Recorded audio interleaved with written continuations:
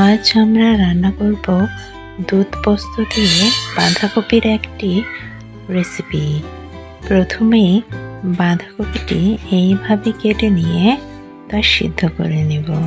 তারপর একটি মিক্সি জারের মধ্যে কিছু পোস্ত, খানিকটা সাদা তিল এবং কয়েকটি কাজু বাদাম দিয়ে তার সাথে আদা ও কাঁচা লঙ্কা দিয়ে বেটে নিব। কড়াইয়ের মধ্যে তেল দিয়ে আদাগুলো এইরকমভাবে কেটে তা ভেজে নিব।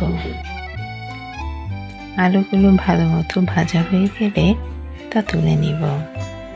এরপর কড়াইয়ের মধ্যে আরও কিছু তেল দেব। এরপর সেখানে পাঁচফোড়নগুলো দেব। বেটে রাখা মিশ্রণটি দিয়ে দেব। তেলের মধ্যে মিশ্রণটি অনেকক্ষণ ধরে ভেজে নিব। তেলের মধ্যে প্রথমেই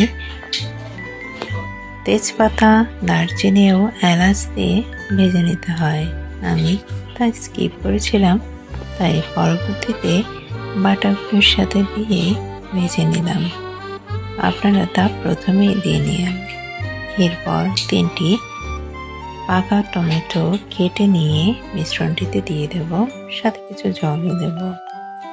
ভালো মতো টমেটোগুলো মেল্ট হয়ে গেলে তার মধ্যে দিয়ে দেব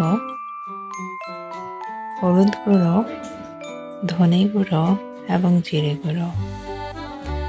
তিনটাই ভালো মতো করে মিশিয়ে নেব। মিশ্রণটি ভাজা হয়ে গেলে তার মধ্যে দিয়ে দেব পরিমাণ মতো লবণ। লবণ দেওয়ার পর তাতে আবার কিছু জল অ্যাড করব। এরপর এখানের মধ্যে সিদ্ধ করে রাখা বাঁধাকপিগুলো দিয়ে ভালো মতো করে মিশিয়ে নেব। প্রায় 10 মিনিট ধরে অল্প আঁচে এটি রান্না করতে হবে। তারপর এখানে ভেজে রাখা আলুগুলো দিয়ে নেব। অল্প আঁচে এটি প্রায় 10 মিনিটের মতো রান্না করতে হবে।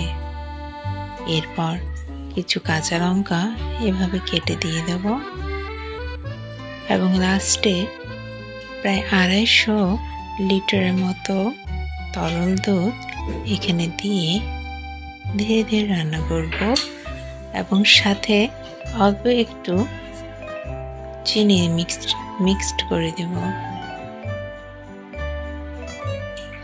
অল্প আছে প্রায় 10 মিনিট মতো এটি রান্না করতে হবে।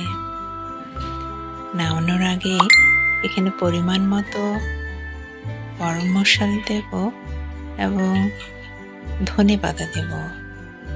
ভালো মতো মিশিয়ে এটি নামিয়ে নেব। গরম গরম এটি ভগবানকে অফার করুন। হরে কৃষ্ণ। পরবর্তী আরেকটি রেসিপি নিয়ে আপনাদের সাথে আবার দেখা হবে।